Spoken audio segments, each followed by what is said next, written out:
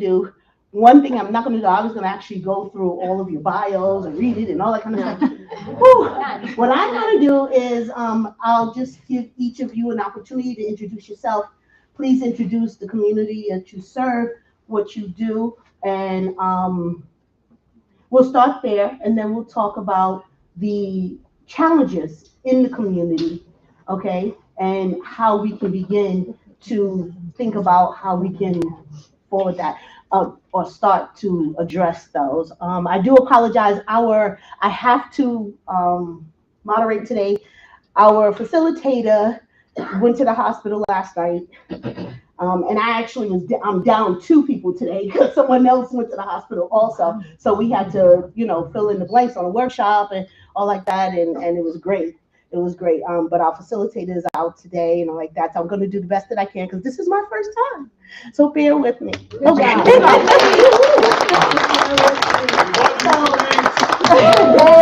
So we'll start on this end. If you just introduce yourself, the organization, and the community you represent. My name is Jessica Gardner. I work for CARES. We work with adults with intellectual and developmental disabilities.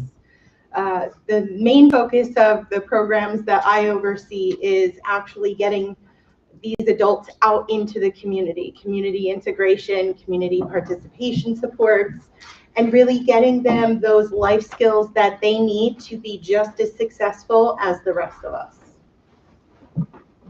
I'm Dr. Damari Bonilla. Most important role is I'm the mother of 13-year-old twin boys. I am elected to the East Stroudsburg Area School District, where I chair the Education Committee.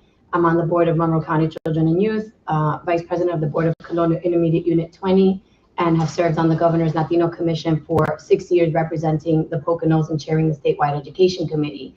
And why I mention those roles is not because I need to pat myself on the back, but to Sharice's point, how are we leveraging the roles and the spaces that we have to make a positive difference? So I would say educational equity and community access is my work. Hello, I'm Claudette Williams, Borough Council, Mount Pocono, creator of the Women Veteran Museum, one and only Women Veteran Museum in this entire country. Yes. And I, as per Dr. Vanessa Rodriguez, she stated that she will not pat herself on the back. That is what we have done so often. Not giving ourselves the credit, not elevating ourselves, and take credit for what we have done. So I'm gonna pat you on the back. But my role in creating the Women Veteran Museum is because women who have served in the military and the armed forces have been invisible. We've made such contribution to our country, and we remain invisible. And when someone said to me, "Where did your husband serve?" after 30 years, I get upset. And so therefore I needed to make sure that we educate the community on what women have done across this entire country, all generations, regardless of race. And we take care of our veterans as well as our families. So it's Women Veteran Museum and Military Family Services. But I'll tell you a little bit more later. That's the one. Hello, my name is Leslie Perryman, and I'm the director for RHD Crossroads Community Services and Street Feet Outreach Center. On one end of the spectrum, our services provide case management services to adults with mental health diagnoses, and the other end of our spectrum is homelessness services in a variety of different ways. I like to refer to our program or our agency as a continuum of care from the time someone becomes homeless to the time they become housed and everything in between because of the varying services that we provide. I leverage my stance with our organization by sitting on HUD's Continuum of Care Board, on Monroe County's Homeless Advisory Board, and Monroe County's Emergency Food and Shelter Board, because I feel like those are incredibly important opportunities to advocate for the folks that we are serving and those in need in our community. And I could go on a soapbox about all of it, but I'll turn it over to you. Oh, good afternoon. Looks like I'm the only male. I was waiting for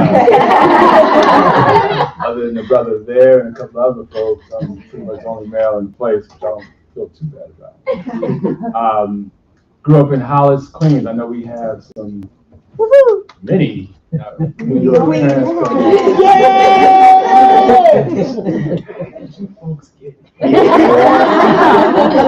But that's another story. So I left for some time. went to the West Coast. Worked about 20 years in a variety of different capacities, and recently came back here to be the director of the Office of Health Equity for the Pennsylvania Department of Health. And the communities that we serve, many people will go directly to, okay, health equity must be just, racial, ethnic minorities. Well, that's not the case. We serve those that are in rural Pennsylvania, Monroe County as an example.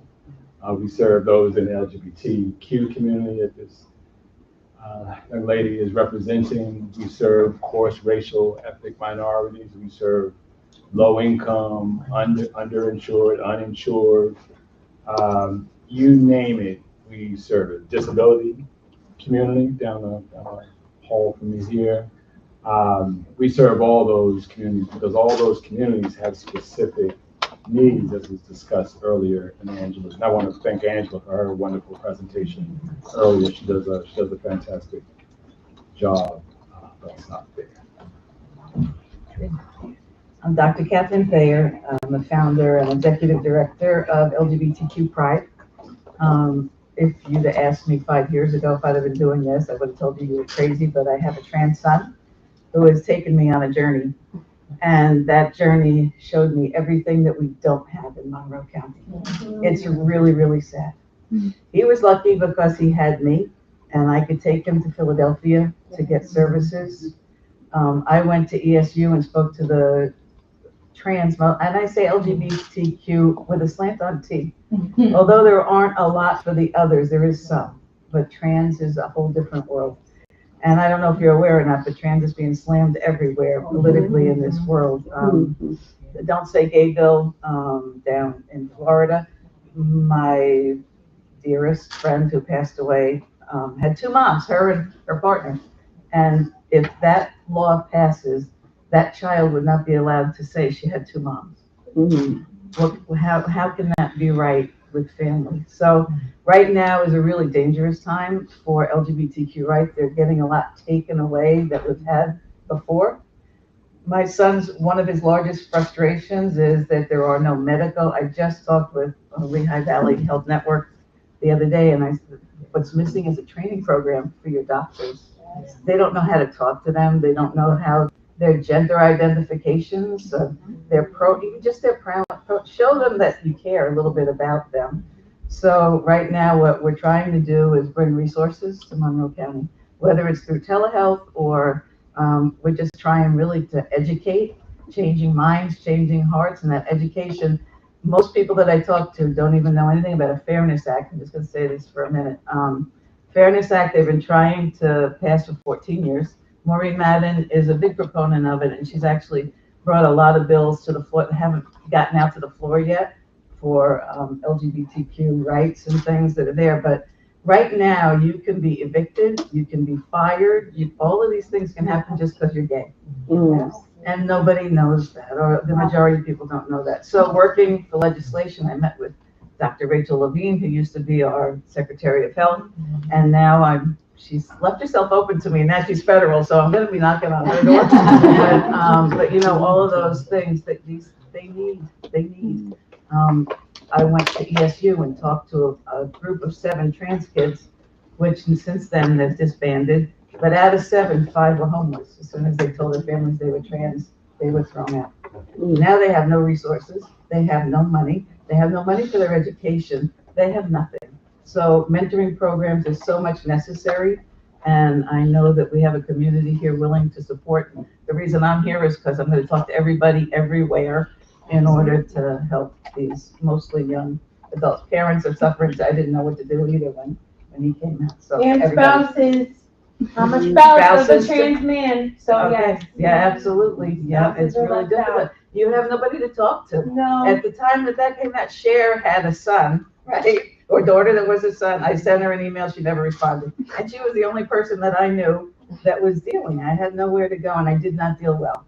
And I was lucky that my friend that passed was there for my son. I don't even know if he'd be walking on this planet today had it not been for her. And we need to supply those people to these kids that really need that. Sorry. I am Dr. Jamisa Bennett. I sit on this panel to serve as an example of the possibilities of our future. I'm an advocate for education. I spoke to you all earlier. I'm a wife, I'm a mom, I'm an investor of 28 debt-free properties. I own a hotel. I'm a support person. I believe education is key because in order for everybody to be able to have a stand for themselves, they have to be able to support themselves. So the resources are there. You talk about transitional housing. That's something I provide. The Department of Health just spoke about like food insecurities. I teach agriculture, which is still a form of real estate. Remember earlier, guys, real estate is everything. I have many friends who are part of the LGBTQ community that came out around high school for us. We graduated high school 2012. They were homeless too. I remember my very best friend. We are still best friends. I convinced him to come out, and I felt so bad about it because his mom said, "Run away or kill yourself. I'll give you the pills for a bus ticket." And me being the person I am, I'm like, "Grandma, we have to let him stay. We have to let him figure it out." And thank God now, he's come around and they've come together. But just being able to provide a voice for the youth, and stand as a support system to everybody who's come before me and done it before me. I'm just really here to learn as much as I teach today. That's how it's been for me too. And I'm gonna It's been add awesome. one more group to that community.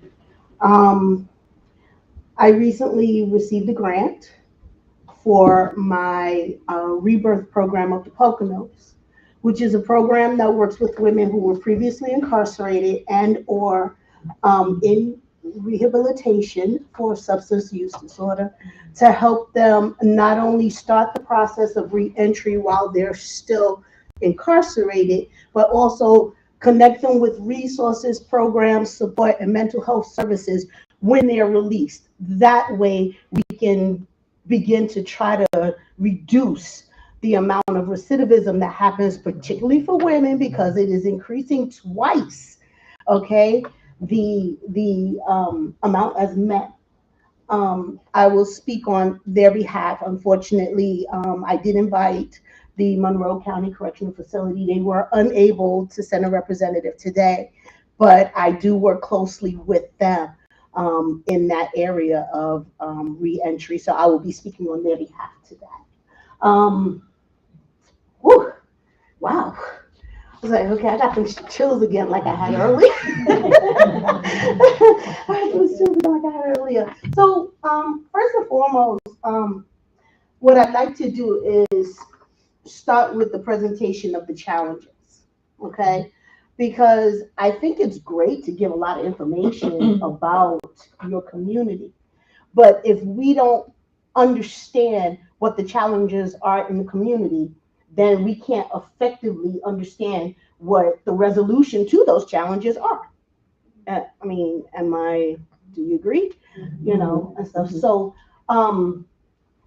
one of the things that I'd like for you to do is please just kind of tell the audience, what are some of the challenges in terms of health equity or education equity or financial equity, that your community may be experiencing, and how is it that your organization works to address those? And I guess we start on the other end. You will start on the other end.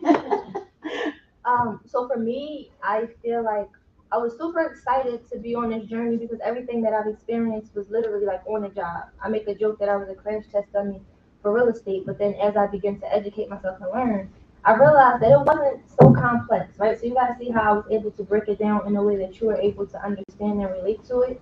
But when I pushed this information out to, like, let's say schools or prisons, or remember I just had the Department of Health questions. Those are valid questions, but I received so much pushback from the system because it's almost as if they don't want you to know you have options. So when you say, hey, I work for the CARES Act, or I'm a part of the CARES Act, it's like, okay, for the people who are housing those with intellectual disabilities, how can we educate their families so that they may too be able to use their real estate for those very reasons? I know that you said you deal with like child welfare services and things of that nature too, right? No, just adults. No, I'm sorry, I was talking about education. Right, education. So yeah, if we could provide more education with less pushback, we can really change the narrative of most of the struggles we all share in common. But you show up to the school and you're like, hey, I want to teach. I have a PhD for goodness sake. And not only that, I can pull a bundle of D's out to show you I've actually done the work. Why wouldn't you want to teach this to children so they can come up different, maybe to the parents who are raising them so that they can change the dynamics of their household, making credit a normal conversation, making financial literacy a normal conversation. But when you show up to the schools and, you know, I'm talking about, I've been to school boards, I've done everything. And it's like, yeah, but we'll do some curriculum, just not right now. But when? Because the economy is currently changing right before our eyes, and everybody is falling victim to it, opposed to being supported and encouraged through it. So that's what I would say my biggest struggle is, getting people to be more receptive to what clearly needs to be done and what needs to be talked about. Is there anybody in the room in the educational system outside of Dr. Damari? And I hear exactly what you're saying. That's why I left. Because the school system has not changed from the Industrial Revolution. They're not teaching our children really to come and be self-thinkers. They're teaching them to work a job. So that is the reason why I teach, like you said, outside the financial literacy and everything else. And I have students say to me, wow, why didn't I learn that in school? Because you're not going to get that. And I went as high as a assistant principal in New York City Public School, as well as a principal in private schools. But I had to literally step out because I was getting that pushback, because I wanted to do something different, because I wanted to incorporate the whole child. You know, I had social workers, everyone coming to me, teachers. Oh, Miss Samuel, Johnny was good on this day, the services they provided for Johnny. So my question was, what about the parent? And they would give me a blank look. I'm like, well, how can you teach the child but not educate the parent? You know, it's like building a house on sand. If you don't give it a firm foundation, it's going to sink. And then I will have students in kindergarten that will come back no work. Guess why? The parent is illiterate. Over 1.1 million people in America are illiterate, can't read. So the parent cannot help the child with the kindergarten work. I said, so what are we providing for the parent? And I kept getting this pushback. And I said, I can't deal with this anymore. That's why I left. I started with the 24-hour childcare because I saw that was needed. But in that, I started pushing all those other programs, going to the state politicians, okay? Because let's be clear, they work for us. We don't work for them, okay? We put them in office, okay? And our tax dollars pay for them to do what we need to do as a people. And if we don't get in front of them and let them know what our needs are, they're going to go on just being in the office, but not coming down to the community and meeting our needs. Yeah, but to your point, we have to know what we need, right? First, often I'll ask a person, how can I help you? What do you need? And they don't know. They don't know the answer. They don't know what's missing to even be able to plug in the need. We talked about the Rockefellers earlier. Our school system was created by a Rockefeller who is an investor. And it is in quotes. If you Google it, it says, I want less thinkers and more workers. He created a system for workers, right? But when you think about how the school system, everything, even down to the Schedule 1 system, I went to college, you had a dormitory, which is literally kind of like being in jail, lights out at a certain time, you wake up at a certain time, you have to go to trial at a certain time. So it's a created system. However, you have the few who get away, who pop out and are able to educate, but we have to make these type of conversations more public and more prevalent. Absolutely. Because somebody not knowing how to read is a big deal, but it's embarrassing. I'm not going to come out and say, hey, I cannot read. I can't teach my kids. But then it's the frustration and it's the animosity that circles, you know. So which leads to child abuse, domestic violence, neglect, and other, you know, community and social issues and stuff in the home. So you're absolutely right. Dr. Damari, I just kind of wanted to ask you if, in lieu of what you've heard already, have you had an opportunity to advocate for, you know, the community on those behalves?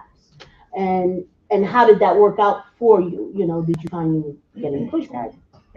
You always get pushback. Right. I think some of the underlying issues that have already been mentioned by the panel and the audience are across sector, right? So when you talk about language barriers, when you talk about literacy, when you talk about all of these dynamics in terms of inequity, they are across the board, and they do relate to lack of knowledge, because if you don't know what you need, you can't push back. If you don't know your rights in terms of the elected officials, you to your point, you won't go knock on those doors, right? And oftentimes in communities of color and in poor white communities, we see elected officials as untouchable, right? We kind of fan around them.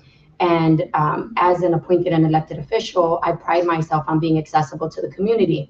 The pushback often comes not just from those systems that have been set up to keep people not knowing, or the school to prison pipeline that you're referring to, but also that if I push back, I get resistance as well. So this is my day-to-day, right? I have to explain why I need to be referred to as doctor in public. I have to explain, why diversity in schools. And right now we're in such a high polarized political space where we can't have this conversation in public without people saying that you have an agenda, without people saying that you're attacking someone, that you're trying to make them feel guilty. I've been told I was trying to make white students feel guilty for being white.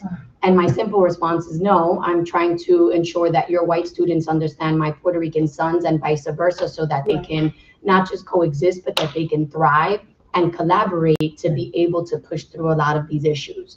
So I spend a lot of my time and energy fighting with individuals that are at decision-making tables with me in order to get something done, which takes away from the time and energy that I could be spending on changing policies, on educating the community, on empowering people to be able to fight for themselves.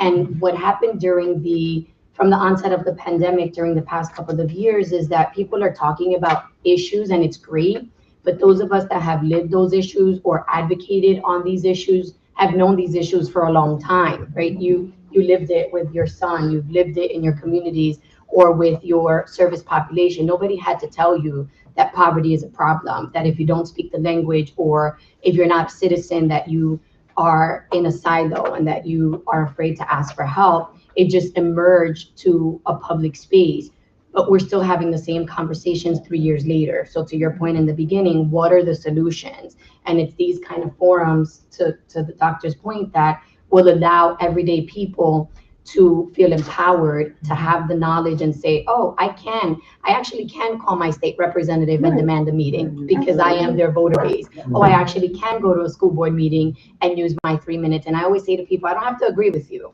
but at the school board table, I have to listen to you because I do work for you, right? I'm also a mother and also a voter and a taxpayer, so I have my own opinion. But the more we do that, the better we're going to be able to provide solutions. And the reality is the solutions are there. And while we're busy fighting about, I don't agree with this or that, those that are in positions of power and making decisions are going to keep going down the route that they've always been going, and marginalized communities are going to be further marginalized. So I'll stop because I don't want to hog it up, but we have to simplify what is happening. If somebody does not have the literacy experience, and I just posted something about this on my social media, what are we going to do to help them? What are the programs that are in the community? How do we partner across the board? Who can I call to provide the support that they need? Because if they can't help read their students' homework, they surely can't read and navigate the Chromebook. They surely can't be worried about broadband. They surely can't fight back when there is a policy that does not protect their student, right? So all of these intersections of injustices are front and center for each of us. And if you think that they're not touching you, you're not going to get involved. But they're touching each of us in some way. And so we just have to stop and figure out, okay, I may not agree with you, but what is it that's impacting my community, my family, and then broadly across society?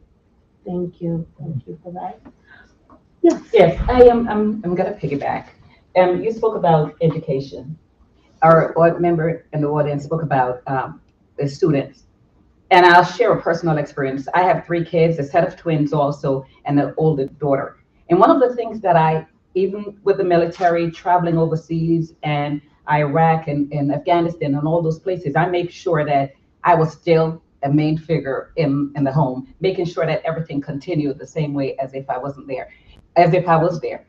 But one of the things that I told my children was, Don't come home, and I will make sure I have provide the resources because it's really big. I'm a big proponent of education. But don't come home and tell me that you have a job. I don't want you to come home and tell me you have a job. I don't care about your job. I want you to come home and tell me that you have a career. Correct. You have a path that you're taking. A job, you can lose it tomorrow. A career, you can go from one place to the other and make and determine what you make, the salary you make. But another thing I always used to say, I raise you, whether or not it's true, that I raise you in lobster tail. Now it's your business if you want to, if you don't do what you need to do and eat tuna for the rest of your life, it's on you. But I will provide the tools that you need to make sure it ricochet you into society, to be able to know what is needed and be able to know what you want. So when you go to the table to ask those questions, you know what you're asking for. Do the same thing with the veterans community. A lot of us, the family are behind and they don't know what they're entitled to. And they're going to the VA and the VA is telling them, oh, well, you're not qualified. But if you don't know what you're qualified, you can't take care of yourself and you cannot take care of your family and you can't take care of your children. This is where I come in. I will fight for you at the VA level. I will fight for you in society. I will fight for you at the council level.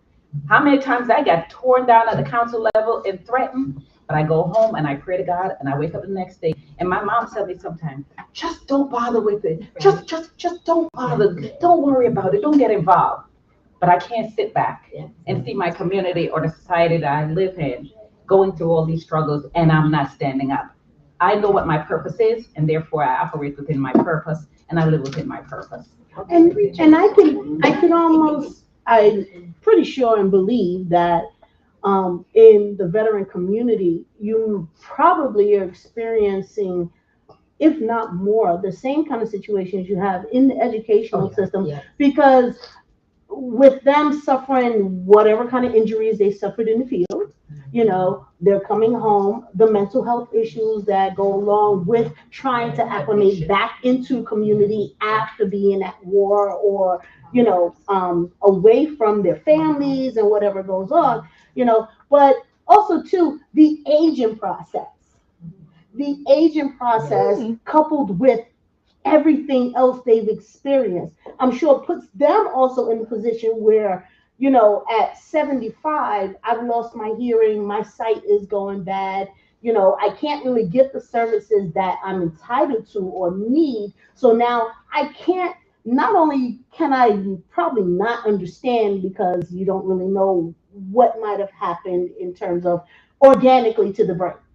Okay. But also just sort of like, well, do I understand what I'm reading? Do I, and like you said, knowing what to ask for. But if I don't understand what I'm reading to know what to ask for, then I can't possibly ask for it.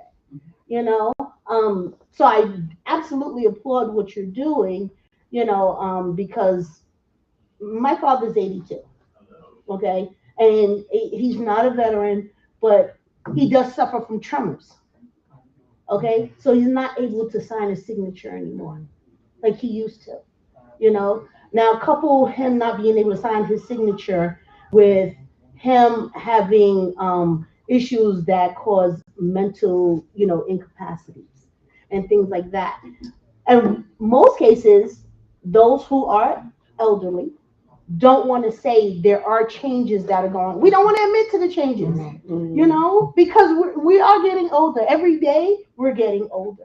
And they don't want to admit to the changes. So a lot of times, what do? They retreat. They won't say, they won't ask. And because they won't say and they won't ask, they miss out on the opportunities to get the help, to get the programs and services. And there's not enough of us to knock on the doors and say, hey, you okay today? Can I do something for you today? Can I bring you something today?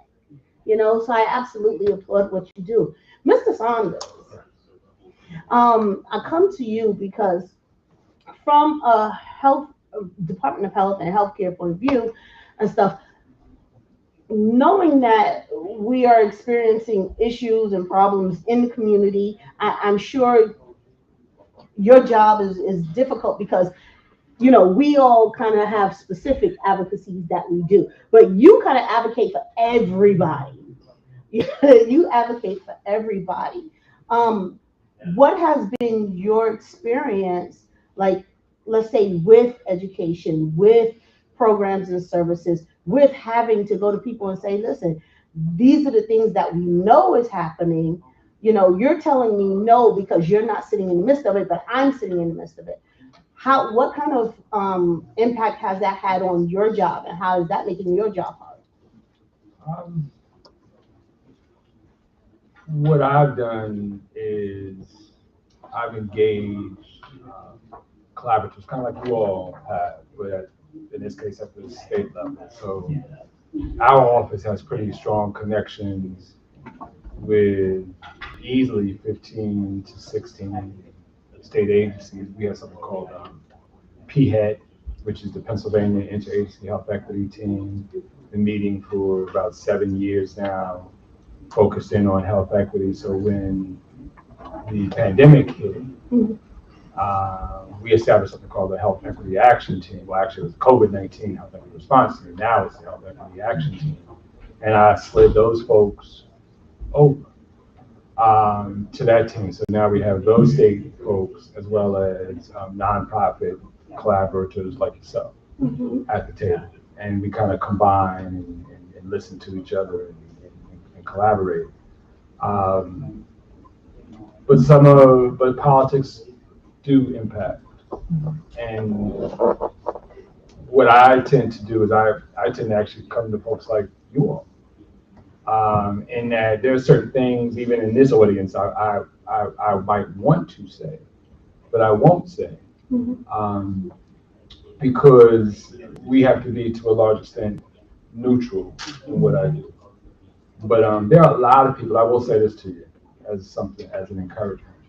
There's a lot of people at the state level and state agencies, but also with nonprofit organizations like some of the ones that you all represent, that are very interested in seeing change, in dismantling, the aspects of that racism has had, to do things in the educational realm. We're doing some grant equity stuff to make sure that folks can access grants that maybe haven't gotten those grants previously. So there's a lot of people that are quite interested in seeing things change. My job, which makes it interesting, but it's obviously not easy, is trying to corral all those folks. It's trying to get everyone pointed in the same direction. I said the right direction, the same direction. And what I tell folks all the time, which Angela will repeat, is we're just trying to eliminate disparities by 2030. That's our goal. And in order for us to do that, children need to be well educated. Obviously, it's going to go beyond 2030, but children need to be well educated. People need to be able to, have nutritious food. They need to be able to get to healthcare. They need to be able to live in a world where they're not impacted by, implicit bias and that type of thing. And we do a lot of different programs and work with a lot of different people to address those issues. So I don't necessarily find it, while it's not easy, it's just kind of what we do, and we've had some success. Okay. Awesome. Cares. Every Thursday. Oh, no, I just was gonna, Oh, go ahead. I'm sorry. if you just give me No, one go ahead. second, what David was saying, like with those interagencies, Speak up. in that forum, has been able to corral, like Department of Education, bringing people to the table, because not just for the policies and things that are needed at that level, like education, from a youth perspective, but also internally for, the people who are working in the Department of Education, because, there's a lot of policies and procedures and things that are in place and have been in place for years that we need to maybe open up those regulations and, look at some changes and things with the way that things have changed in society. So they've done a very good job in that, like Department of Ed, Department of Agriculture, all those agencies to, check for the vendors and things that they also have contracts or subcontracts with as well as staff, as well as in the programs and things that are going to ultimately impact, the children and, then their families. So I see it coming. It's right You there. see a change coming? Oh, Sounds like so, a slogan. yeah, it is. It's sort of like the Trickle from the faucet Yeah, instead you of the know, waterfall. we or that want it train to be. that just has not gotten enough coal so the wheels could turn, it's like, I think I can, and not today, I And can't. there's a home You for know? just about everybody to come to. I mean, whether Mhm. you're faith-based, whether you're, Latino, equity, Yeah, we have Dr. a Joy. Latino coalition. We have a Coalition, faith-based Oh, okay. coalition. faith-based, Joe program, creating all those structures and things. But, yeah. Okay, great, thank you so much, for sharing that. Jessica, Mhm. I wanted to, have you share. Every Thursday, we have a partnership with CARES. And every Thursday, CARES comes and they help me. And they're great because the boxes are piled up to the ceiling and the food's all over the place. And they come in and they ask questions. They really do ask questions about what we do. They want to be hands-on, they want to get involved, and they want to learn. What kind of challenges have you run into in being able to place them into positions where they actually can have that hands-on experience? And how understanding have people been? And how open have they been to allowing that experience to happen for them? Well, pre-COVID was difficult. After COVID, even more difficult. One of the things that we do every day with the individuals we work with is bring them out to do volunteering. That could be Meals on Wheels, doing some light cleaning at churches, coming here and helping with whatever needs to be done. When we are getting them out there to do these things, the staff are the ones who are going to these different organizations. They're the ones that are saying, hey, this is what we do, this is what we represent. Is there anything that we can come here and work on to help you guys out? But also it helps us teach them an important life skill, something that is going to be beneficial to them that they will continue using. I will say there have been organizations that have been very dismissive of the population. There have been outreach attempts. One of the things that we make sure that we're doing is volunteering with nonprofit organizations, because we don't want to put any of our individuals in a position where they're going to a place where they're basically doing free labor. We want to be able to contribute, and there's places that we've been told we can't have those people here. They're not responsible. They don't know what they're doing. We have one of the biggest things that we come across is doing light cleaning. So wiping tables down, vacuuming, organizing, things of that nature. And we've actually had organizations reach out to us and ask us to stop going because the individuals weren't doing a good enough job. They're not cleaning well enough. They didn't, they didn't vacuum enough, or they didn't wipe down the table enough. And that's really hard, because for a lot of these guys, they need the repetition. They need that opportunity to perfect that task. Whereas something, we might only need 2 or 3 times to learn how to do something. It might take them 10, it might take them 30. It's all different dependent on the person. And the best thing to do is to just really continue being encouraging with them. Because when we go out and we try to set up these partnerships with different organizations, the VIPs are there with the staff. So they're going as a group, they're representing themselves, they're just as nervous. The staff are nervous because they have to give, their elevator speech. But the VIPs, we try to get them involved with it too. We want to hear them say, this is what I can do. Can I help you do this? And when you get turned down in a not so kind way, it can be very discouraging for them. So we just really try to focus on the more positives. This door didn't open for us, but you know what? That just means that there's another one we haven't found yet. And that just keep pushing forward. There's always going to be people in the community that we can help and that also can influence us and teach us every day.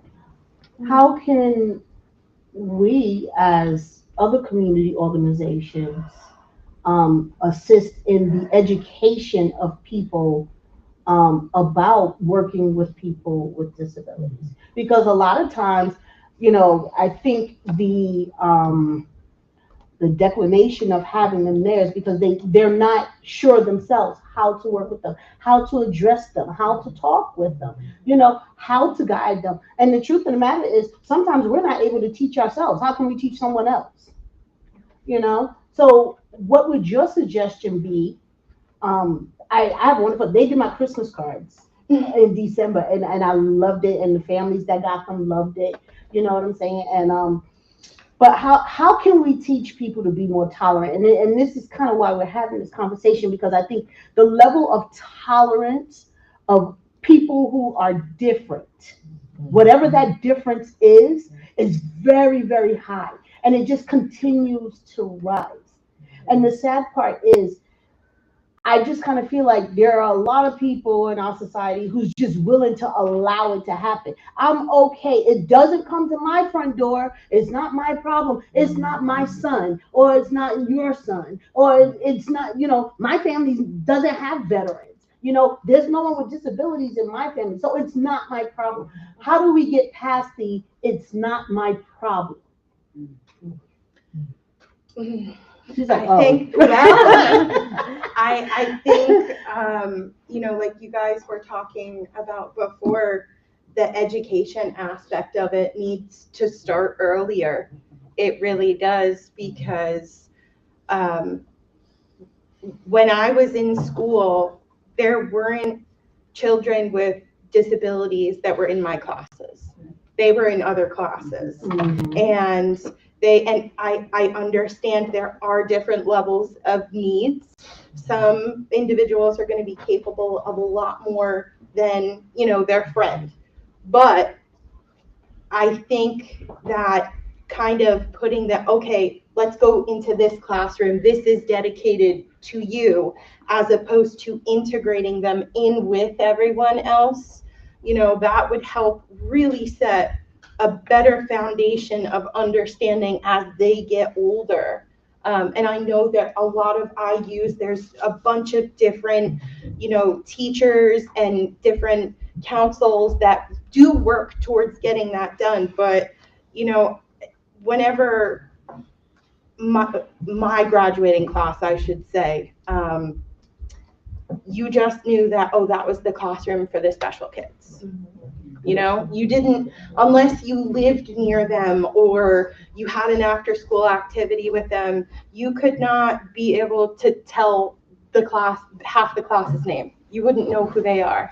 So I really think that starting earlier is important, because that is what is going to break the barriers. You have to be able to get it down as early as you can, so people can understand and then keep growing from it as they get older.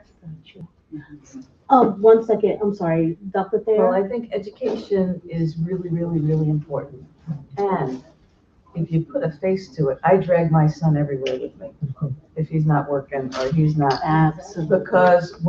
Because if it hasn't affected your family, when you have somebody there that it is, and I'll just give you an example of this quickly. I had a meeting with Dr. Levine in Harrisburg, Mario Scavello, the senator. I brought my son, and so Rachel Levine is a trans woman, tormented until her 50s. She couldn't come out, right, because of her position. And all of that went on. So we sat in a room and she shared her story and AJ shared his story. And at the end of that, Mario Scavello said, you know what? I've never voted for the Fairness Act before, but I'm going to do it now. Because there was a face, there was a story. It's like a real person that's out there. So I don't want to just go to a school and educate, although there's so much value in that. I want to be able to make it personal. I agree. For all of those families that don't have somebody that was that, or people that look at the politics of all of this. I'm a 501c3, I cannot be political. And I'm going to tell you that what I talk about with Pride should not ever be in a political arena. It's a humanitarian issue. And when you have politics that are there, and and I feel for you too, because you put together all these programs, and then a party moves out and they disband all the stuff that you did, and then the whole next party puts it all in, and the next one comes in and takes it all out too. And when I talk to legislators, and I have some really good friends that are, when we go out somewhere, people are tugging, pulling, saying, I need this, I want this isn't right, this is broken, and you know what? They have no idea what to do about it. They have no idea. So you can't just I can't go to my legislator with a challenge without saying, hey, I think this would help. Yes. Because if you don't, they have 400 million other people that have issues. They can't research them all. They can't do it all. And if I don't have a plan, they just go, thank you for sharing, and move on to whatever it is. So it can't just be a challenge that we're talking about. It has to be a challenge with a solution of some sort that we can then go forward, and we need to take this all out of politics. I mean, it's just really sad where it's gone. These are not political. People should not be political issues. Agree. Yeah. Agree. Can I piggyback on that, Yes. Sharice? So one of the things is that politics is connected to every aspect of life, right? So when I talk to people about civic engagement, because the spin is really civic engagement. If we engage individuals to understand their rights, to understand the opportunities for change, then it takes it away from politics, right? So I would say politics is everywhere, but it's really civic engagement. One of the issues is that people don't vote, we know that. So you have to be registered, you have to vote. Plug, May 1st is the deadline to register if you're not registered.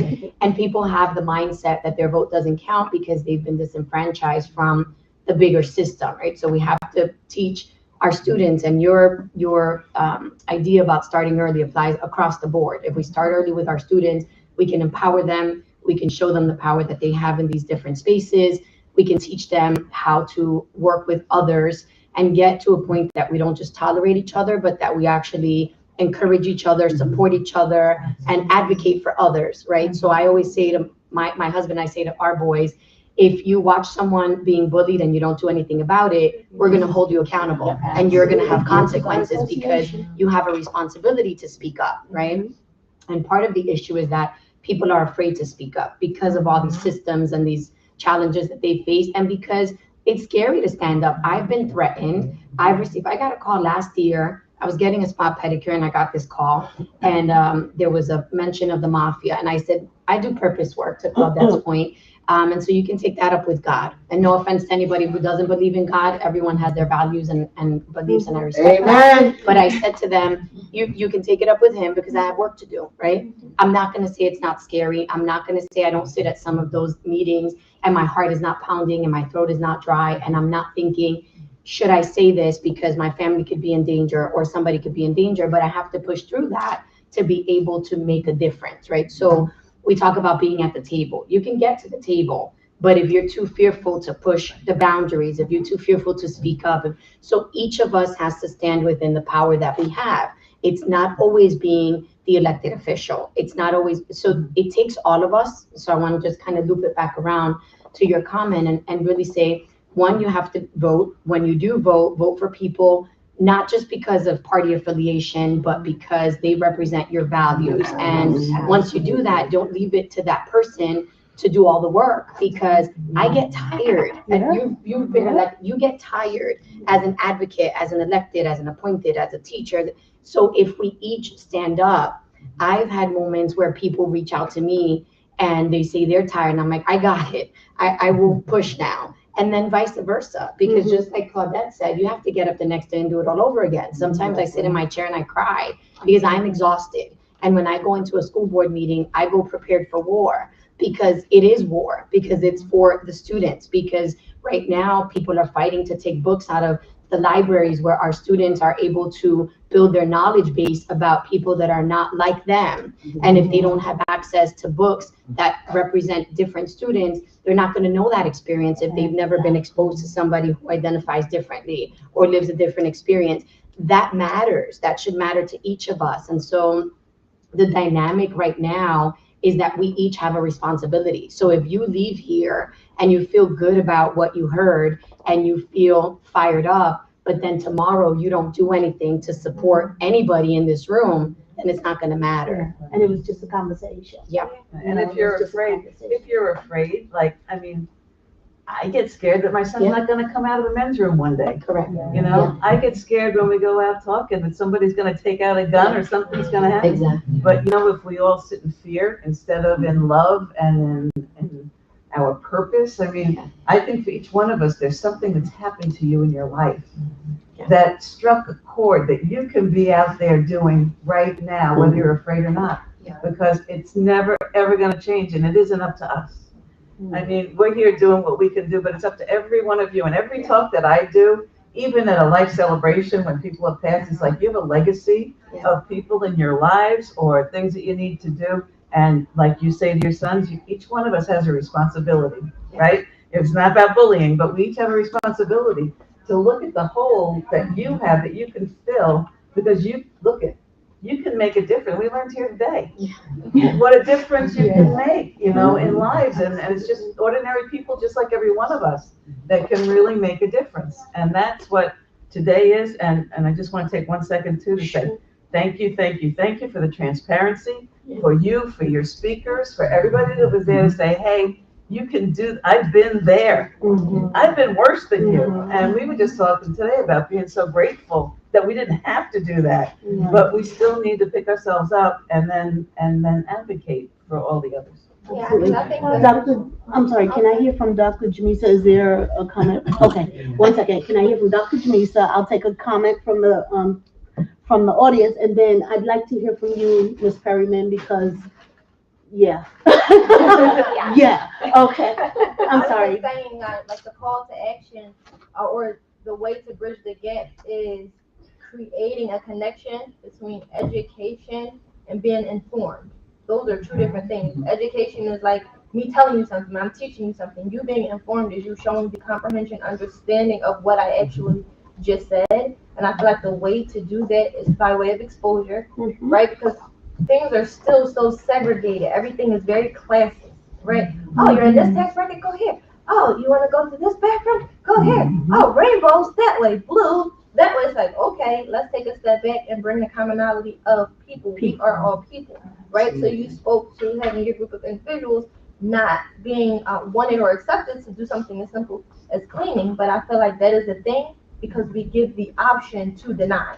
The moment that, and I'm not saying like forcing, no bullying, right? Not forcing it down anyone's throat, but maybe microdosing it and introducing it in segments, because guess what? We have to live with all types of people, regardless of what our primary beliefs are. You can for find an ourselves. option to define out, no, wait, no. So when I mean exposure, like, so for me, I feel like our children, they are really, really intelligent, but we don't make it a point to hide anything from them specifically anyway. Too much Out more, exposure. right? Because here's the thing, if we don't introduce a concept in our way, we then create space for somebody to do it with their own narrative and their own agenda. When we can just bring something out without an agenda at all, just as an introduction, just to educate and have them correlated with their own set of information. Okay, now I can correlate it, right? Because if we hide people and we tuck them away, or we even down to like the pronouns and the L, the V, the G. I mean, I am a person that likes a specific person. Why do I have to identify as a letter? What is this letter? And then they keep adding letters to the alphabet, which then, for them to want to be included, don't separate yourself, because I love people. Who you tend to love without me loving you is on you. I love who you love because I love you, right? But I feel like everything is so stigmatized because we allow those narratives to be pushed, even when it's certain bills. There are certain things like, okay, like you said, the no gay, what is it called? The no gay bills? Yeah, don't say no. That's insane to me. Don't say gay. Who raised you is who raised you. Why does it have to be called gay anyway?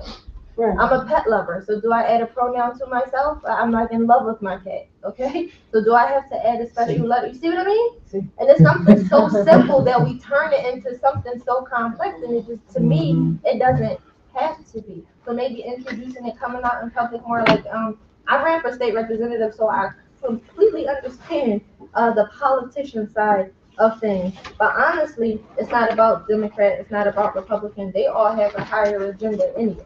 So it's like, it's not something that a Republican can do more than a Democrat because they're limited in their capabilities as is.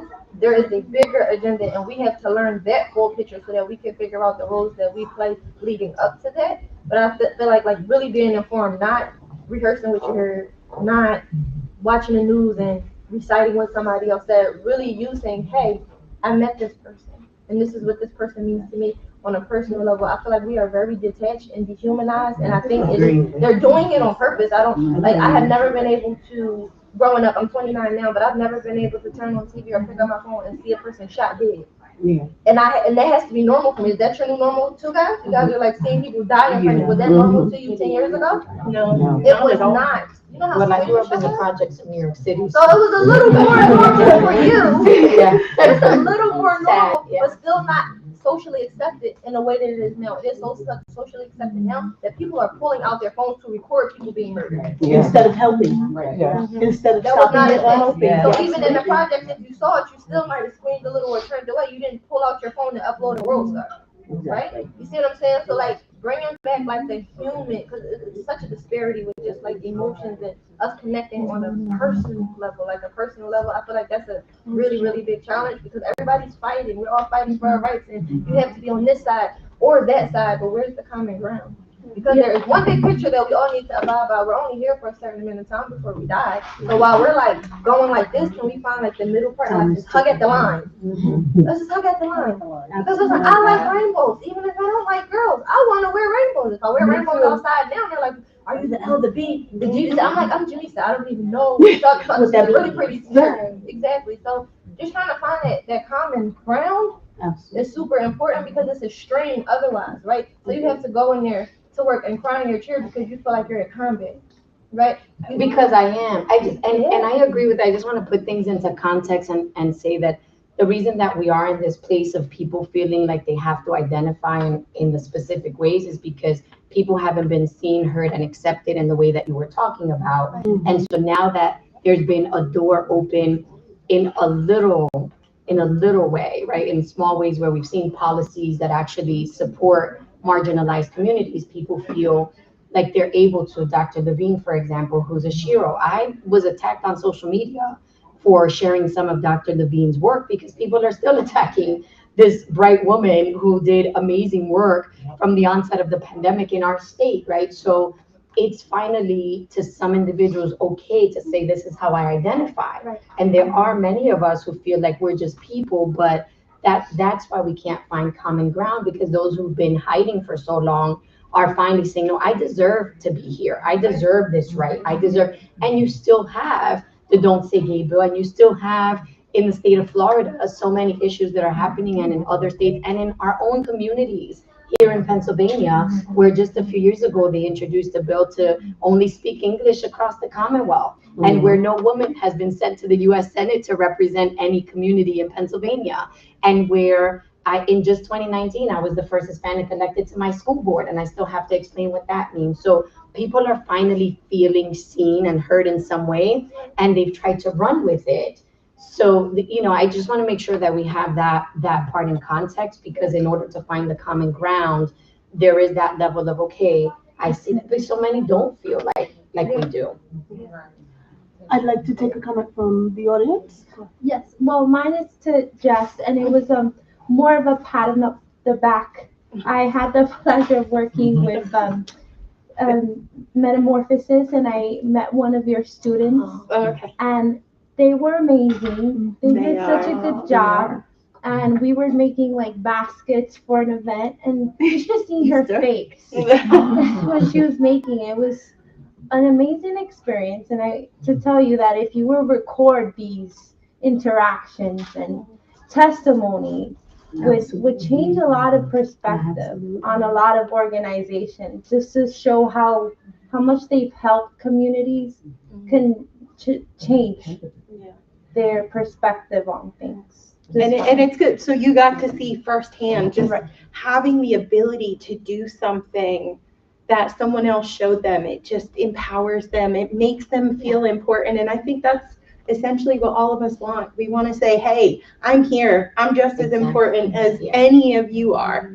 And so, you know, it's great that we're able to talk about this and try and figure out, like, how can we make this better? We recognize it, but what is the best way to do it? I think I'm still learning that, because I don't have that answer. I think that's key, exactly what you said, because, you know, like in the gay community, they just want to be like everybody else. And then when I go talk to the resorts and everything around here, like, well, what do we do with them? Same thing you do with everybody else. They don't want to be anything different, anything more, anything special. I think that's across the board with race, with gender, with sexual orientation. It doesn't matter. They just want to be like everybody else. And that is not a high bar. It shouldn't be. But humans have such small attention spans, right? So we're giving them way too much to focus on. That's what it really is. Sorry, I didn't mean to cut anyone off, but I really would like to get to Ms. Perryman. Because our homeless community is technically invisible in Charlottesville.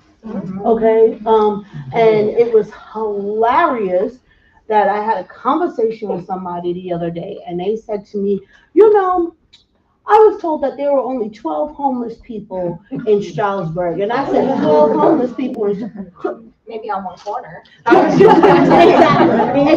And that's the same thing I said. I said, so where did they count these 12? Right. You know, and if they need a true count, I know a couple of people that I can call and say, hey, we need to take a trip to Tent City. Or we need to walk up the train track. Well, that was the problem now, because I bought the hotel for homeless people. The thing is, they weren't looking for more homeless people. They were very content with, oh, it's just 12. The hotel, it was 110 rooms. It was old days in, and I wanted to use it for transitional housing. But I had to find a demographic large enough, because you can't commingle different groups of people for different, you know, whatever. But I said, well, how many? Well, that's too big. It's only 12.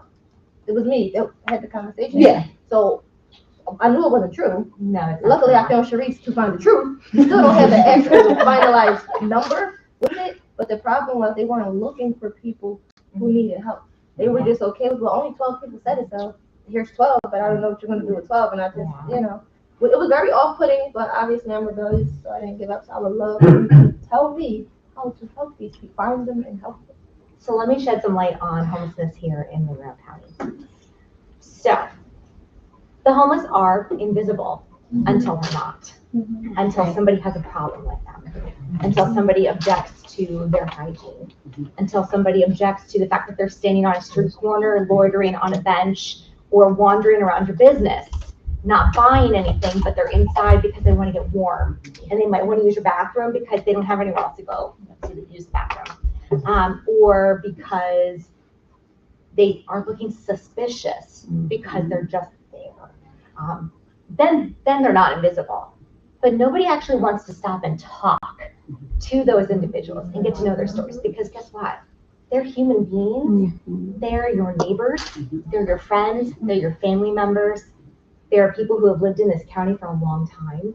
They are people who have moved from other areas because friends and family in this area said, come live with me because I have a job, or I have a house or a room that you can stay in to help you get back on your feet. And then they wear out their welcome because things haven't turned out the way that they had hoped. And so now they're back out on the street.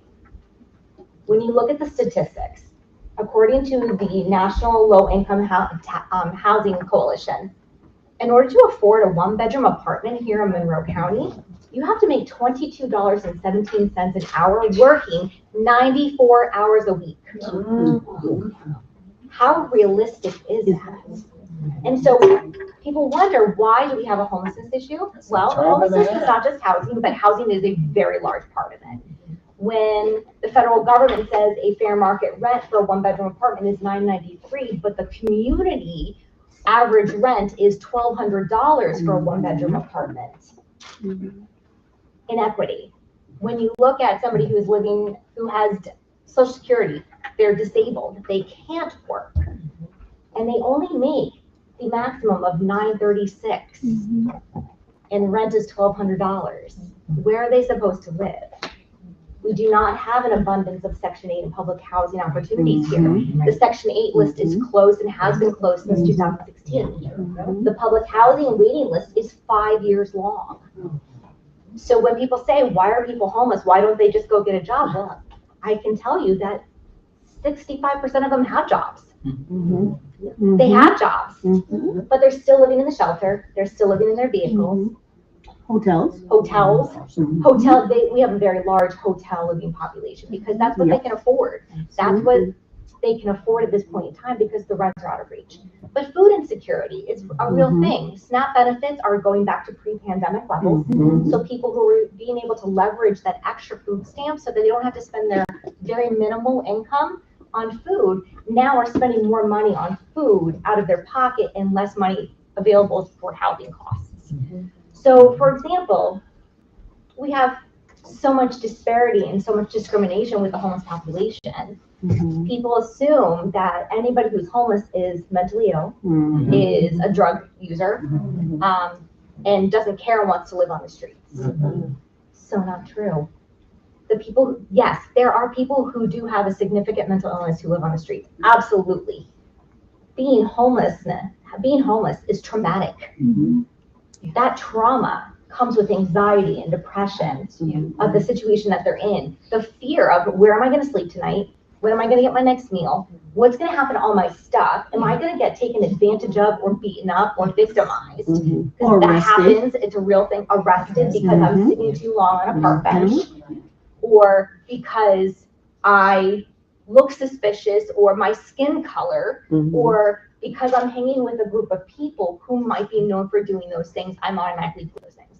So those things are real. Those things are true. We have people who look like you and I. You would never know that they are homeless because they are not your quote unquote movie typical homeless people. They're not living in cardboard boxes on the sidewalk in the city. They're sleeping in their vehicles, but they have a friend or a family, or they have an agency like mine where they can go and take a shower, where they can go and change their clothes and wash their clothing and get mail, and then they go to work, and then they go back and live in the shelter, or they go back and sleep in their car because that's what's available to them, and you would never know it. We have people who are in college, they're college-age students, all the way up to 87 years old, coming through our programs for services. We have our program doesn't specifically, but there are so many families. I think just in Pocono Mountain School District alone, there are 84 families that are considered homeless under the McKinney-Vento definition. They're doubled up, or they're sleeping in hotels, or they're in shelters. Sad, it's scary. And our agency is constantly advocating for people to get fair treatment, to get access to resources, because when you're homeless, your feet are your mode of transportation. To get buses everywhere, you're dependent on the bus schedule. So if you have to go to a job that is, let's say, up on the mountain, you have to rely on the bus transportation to get back and forth. Well, that bus schedule doesn't coincide with your work schedule. And so that presents a problem because that's where the high paying job is. That's also where the lower rents are when you're not inside the bus system. If you are outside in the outer skirts of the community, rents are a little bit cheaper, but guess what? You don't have access to anything. So if you don't have a mode of transportation, you can't get to your doctor appointments. You can, but you're relying on a shared ride and you're on the bus all day long. So if you also have to work, you can't get to your job and your doctor appointment on the same day.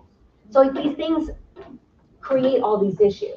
But we have people who never thought they'd be in this situation. How many times do we say this to ourselves? That will never be me. I will never be in that situation until you are. Until you are. Every single person that comes to our door says, I never thought I would be in this position. I never thought I would have to deal with this. I never thought I'd be sleeping in a shelter, scared to death. They've been victimized before in shelters. They won't go back to shelters, so they're in a tent in the community because they feel safer. How sad is that? They feel safer in a tent than they do in a shelter. It's scary, it's sad, and it's horrible to see this every day. It's disheartening to hear the stories of trauma of victimization, of discrimination, of just, I run out of resources and there's nothing left for me to do. I don't know where to turn. So they come to us and they let us be their advocate. I'm gonna give you one example that really like sits hard on my soul. So we have a family of four adults, all four are disabled. Together, they have quite a bit of Social Security money combined and can afford an apartment. But because they're homeless and they're disabled and they've been evicted before, they have gotten turned down from apartment after apartment after apartment after apartment. Not only that, but landlords want 3 times the income in order to qualify. They want 3 times the rent to qualify for the income or to qualify for the apartment. Who has that nowadays with the cost of living raised so A much? person buying a house, the qualifications are like It's ridiculous. I mean, the rent cost now is are more than what a mortgage is. And so when you have, so this family, finally, my team has been busting their hides out and about, taking them to look at a place after place after place after place. They finally found a landlord or a property manager that was willing to rent to them. They paid $125 each for the application. Oh my God. Each. Each, okay? Were approved. Went and saw the apartment. Everything went well. This is great. We're gonna rent to you. We're gonna email the lease to your case manager. Get a phone call. The property owner wants to meet them because he's heard about their situation and really wants to meet them and help support. Meets them. As the property manager is sending the lease over to our case manager to sign, meets the family, and then we get a phone call and say, no, we're not gonna rent to them. Wow. Even though at this point, because the owner was concerned that the one individual wouldn't be able to handle the stairs inside. That's not his call. They passed the background checks, they passed the financial screens, they passed everything that needed to happen. They even had financial support from an organization, mine, to help them pay the security deposit, the rent, and some furniture to get them in a place. And that still wasn't good enough, and they got turned down. So now we are getting legal services involved because they paid money, were accepted, and then because the person saw them on site and discriminated against them because of their disability, they lost out on that money and they lost out on an apartment. So we rallied, found another place. They got accepted. The landlord says, okay, I want 8 months of rent. Are you kidding me? I want 8 months of rent as a security deposit. No, sir, that's illegal. Very illegal. That is illegal. Are you aware that in the state of Pennsylvania, you can only charge up to 3 months of rent up front? So that's security deposit first and last. You cannot charge any more than that. He's like, well, I'm from New York. I don't care where you're from, sir. This is Pennsylvania. And if you're charging people in New York, shame on you. Yeah. Shame on you if you are charging them. That's not even allowed here. It's awful. But so first month and last. So when you're talking $1,750 for a month of rent, $1,750 for 1 month of rent, times 3, plus a broker's fee now, that's 1 month's rent, plus $200 HOA fee. How is this family supposed to come up with that amount of money? And they're homeless, so they have no furniture, they have no resources. And so this is where our organization comes in and we advocate. So we take a look at all of our resources.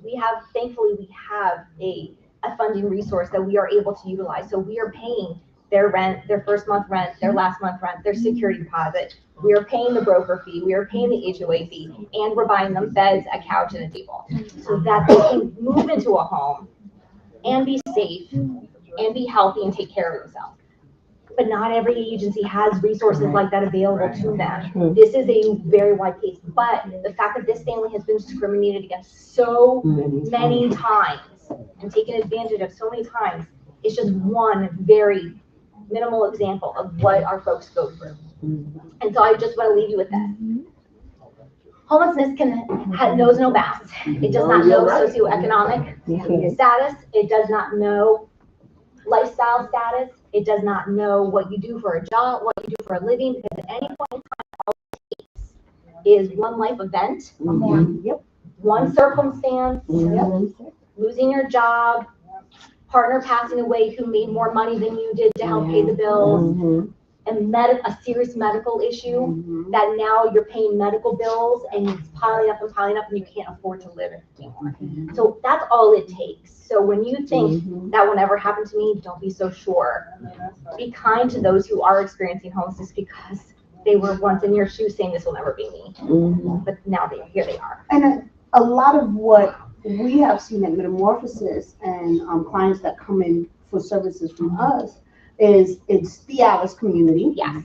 And they're walking that fine line, you know? It's sort of like, okay, I just got paid. And they're literally standing there going, you know, can I come in and pick up food on Friday?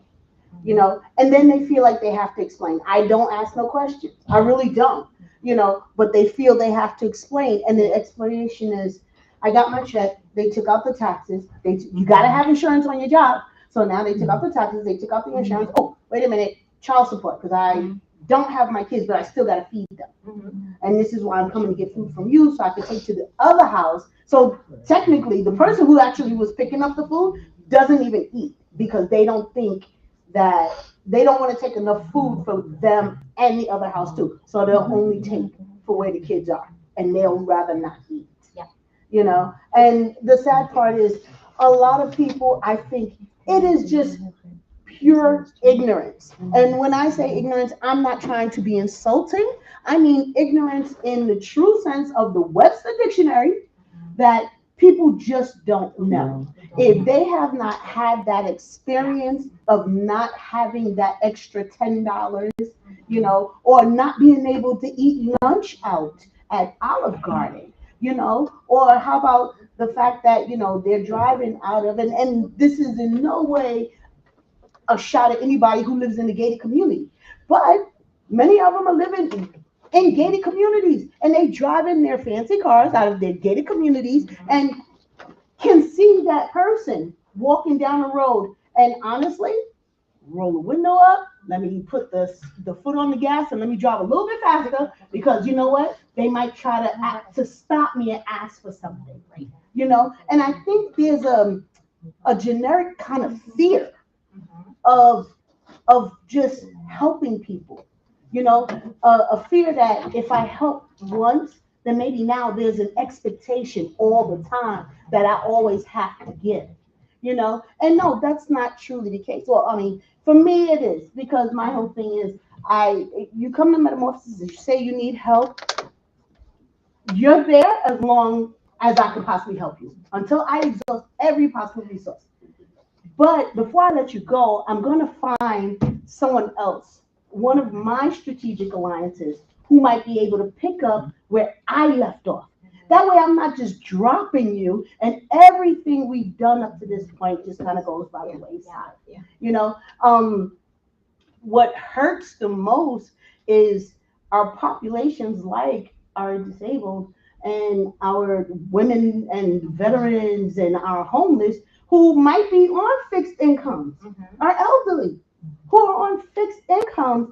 And it's like, they're not getting more money, but landlords are turning around going, I'm raising your rent $200. No, darn well they don't have it. They can't pay it, but they still do it. You know, and I think people, like we said before, people just no longer have a heart. Everything is a financial transaction. Life has become a financial transaction. The fact that you're talking about heart, and I just had to interrupt, I'm so sorry. Not a problem. Your story, I'm in East Stroudsburg on Main Street. It's a lot of homelessness, drug addiction, and all those things. I have a tax office there as well, and two commercial properties that I have tenants. I just want to be a resource for you. I will be calling you. I want to be a resource for you because just hearing, like, I'm almost it makes me tear up when I think about it. It's like it hurts my heart so much that these folks are struggling so badly. And landlords are raising the rent so unreasonably high that it's out of reach. I know. And they do that, and that's horrible. And I have apartments, so we'll connect. Please, And yes, then because, yeah. I will say there are other aspects to that too, though, because look at that school, that big school that's right behind the Monroe County Courthouse. How long has that building sat empty? And I know the YMCA was trying to move in there, but there was an issue with money. But seriously, what, Clearview's another one. Empty. Why are those buildings even temporarily not being used for something else? I drive by, I see lights on, somebody's paying the the bill. school districts still own them. Yeah, so They're still using why not They use them for have more administrative of that community Yeah. involvement? Because they would rather let it sit there empty, doing nothing with it, because they're waiting for a certain amount of money. And that's that's a certain amount of money, or it's a regrowth in population that they are anticipating that may happen. They may need to use that school again. There's a whole host of reasons. You also are dealing with NIMBYism because those schools are in residential districts. And nobody wants a homeless shelter or the homeless population. Well, guess what? They're already there. They're already there. Whether you know it or not, they're in your backyard. They're just being very inconspicuous about it. They're in a tent back there, and until the leaves fall, you don't see their tent. You don't know that they're there until you've actually caught them going back there. So just so you know, but it's true. There's so much more that this community can do. It's just everybody has a reason why we can't do it, but we all need to be part of the solution, not part of the problem. Because we already know what the problems are. We know what the problems are, but we need to be part of the solution, and we need to be creative with those solutions, because it is not just a homelessness problem. It is not just a housing problem. It is a community problem. There's poverty is what causes homelessness. Poverty of resources, poverty of income, everything combined is what creates homelessness. And we can all be part of that solution to help resolve this. It's not going to happen overnight, but we have to have the larger conversations about what can be done to resolve this, and working together as a community, because these folks are your neighbors. Absolutely. And I say this to the politicians all the time, these folks are your constituents. You are still responsible for them too. Yes. Not just the ones that come to your office and vote for you and shake your hand and smile at you. These are the folks that truly need what you have to offer, and they truly need your voice. I'd like to take one last, I'm sorry, I just need to take one last one. It's just going on 4 o'clock, and I really don't want to hold anyone past, the hour. Kadriana?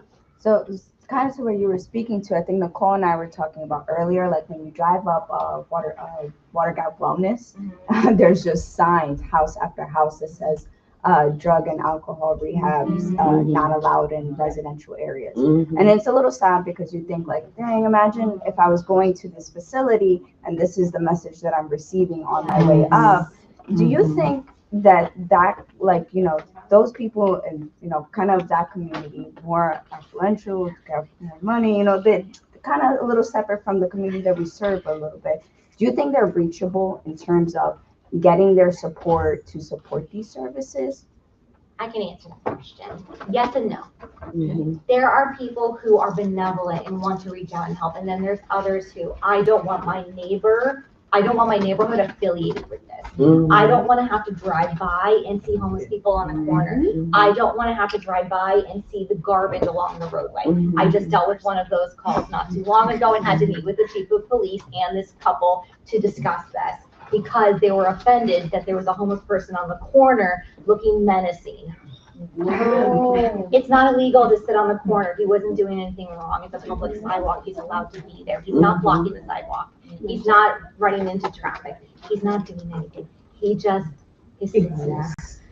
And so, what can we do? Well, what are you willing to do? Because they talked about how much money they had, and I looked straight at them and I said, so what are you willing to do to be part of the solution? Because my organization can't do it all. This community can't do it all. So how are you going to be part of the solution? They had to register for me. So I'd like to hear from this lady right here in the Oh, absolutely. Yeah. I was just wondering, because I live near Clearview and I live near Maury, and there's so many times that we talk about women, helping battered women and things like that. And so many times I passed there and I thought, wouldn't that just be such a great safe haven for them? But as one person, as a person who's a taxpayer, what can I do that I could help change the school districts. I'm paying them. It's my money that I'm paying for, that I've been paying for years. What can I do and where can I go to try to start those conversations and like rally people?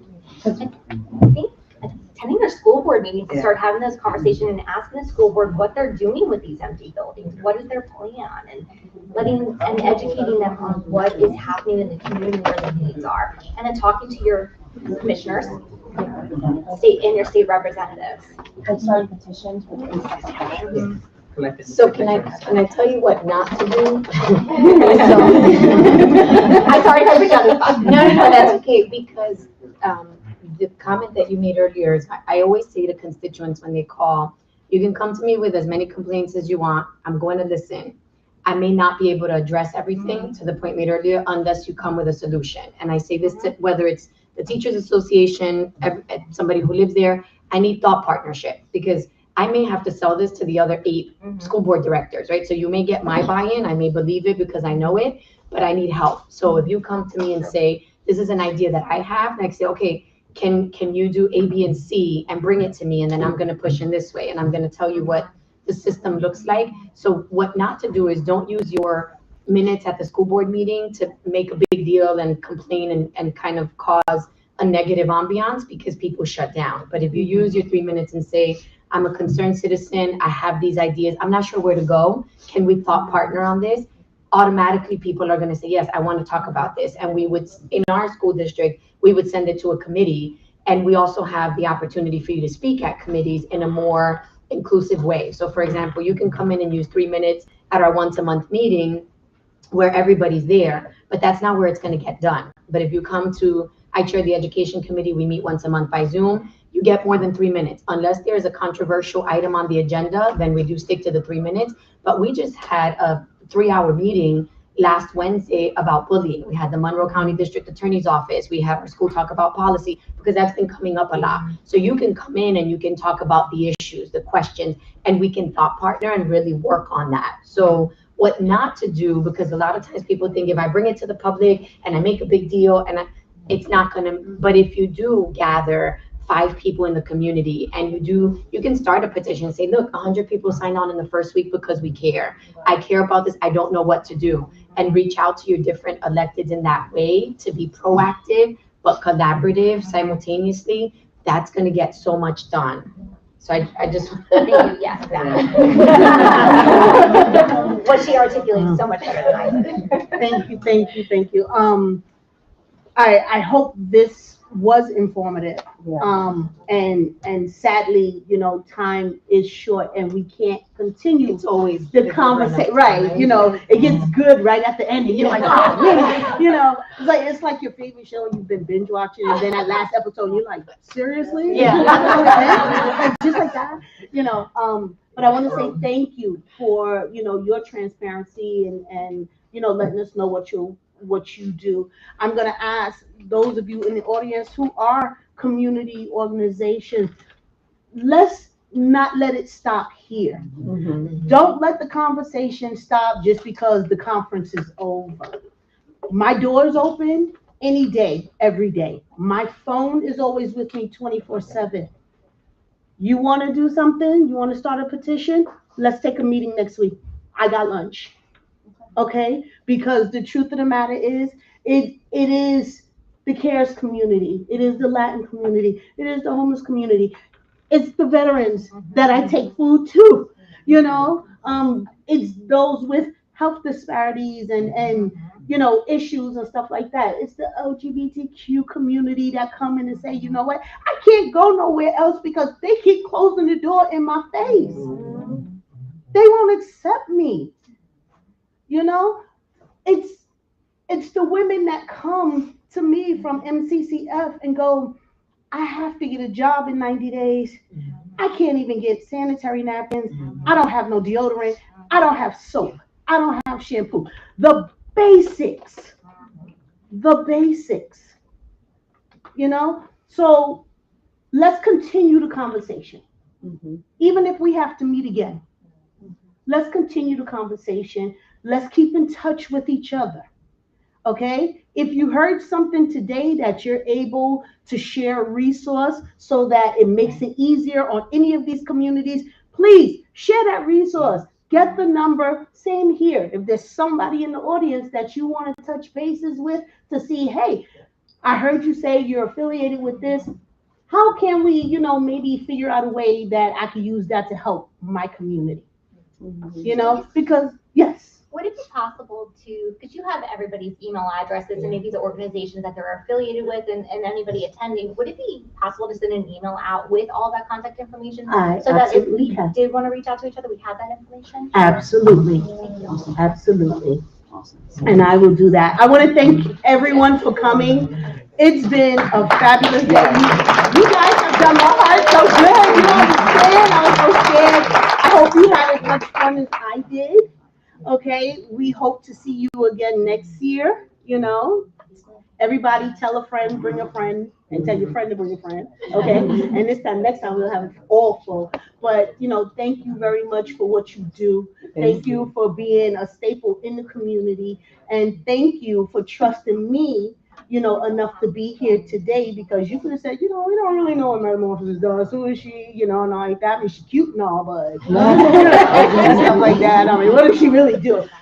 But the fact that you came out today for me gave me a better understanding of who's in my community, who can I connect with, who is my Stroudsburg, Monroe County family, that I can turn around and say, you know what? Okay, listen, I have this family. This is what's going on. I need your help, and I need your help, and I need your help. And that way we can make sure that those in the community who really needs the help is actually getting it. I love you all. Thank you. Get home safe.